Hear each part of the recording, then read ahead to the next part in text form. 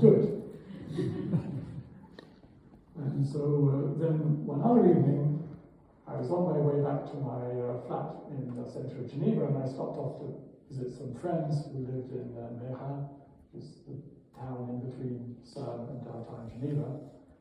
And it's a proud boast of mine that I had never smoked anything that was legal at the time. And this was also true on this occasion. And then when I got back to my flat, I sat down to work again, and I had this inspiration that this diagram that we had been studying in connection with bottom decays looked like a penguin.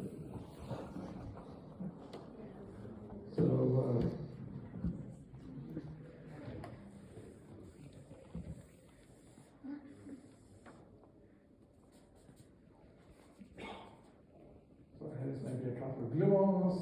Here is U, C, T, here is B, here is S, and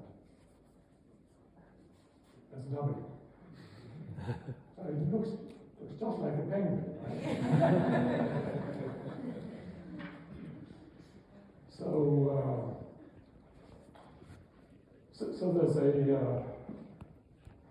there's a prologue to that story, and there's an epilogue. So first of all, the epilogue. So the epilogue is that Mark Wise, another theorist, was giving a seminar at Caltech, and he was talking about penguin diagrams. And Feynman was in the audience, and at some point he blurts out, "That diagram doesn't look like a penguin!" And another experimental physicist, Valentilegli, was in the audience, and he said, "Well, actually, Dick, most Feynman diagrams don't look like you either."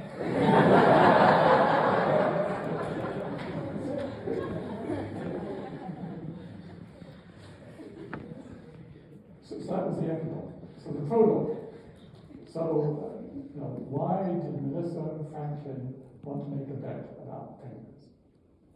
And so the explanation that she gave me was that she had been listening to a colloquium at the University of Toronto where she was a student.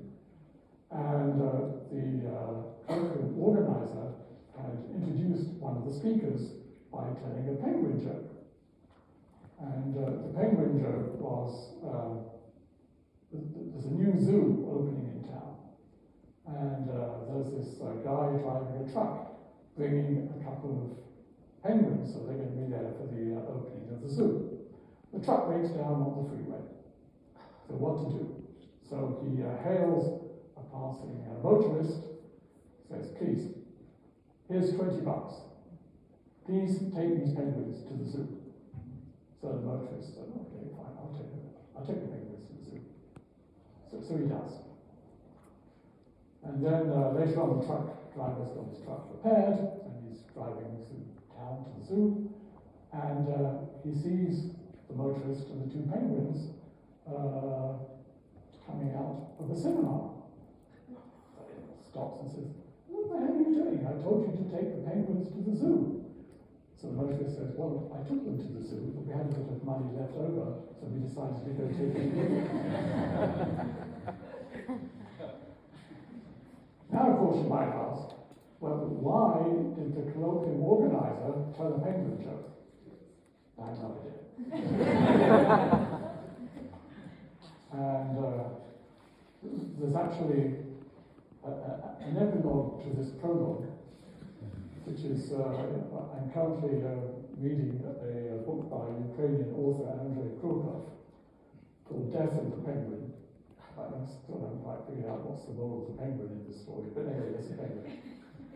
And at the front of the book, there is another version of this penguin story, which is somewhat different, but the same general principle. Okay, so now you've got the whole penguin story.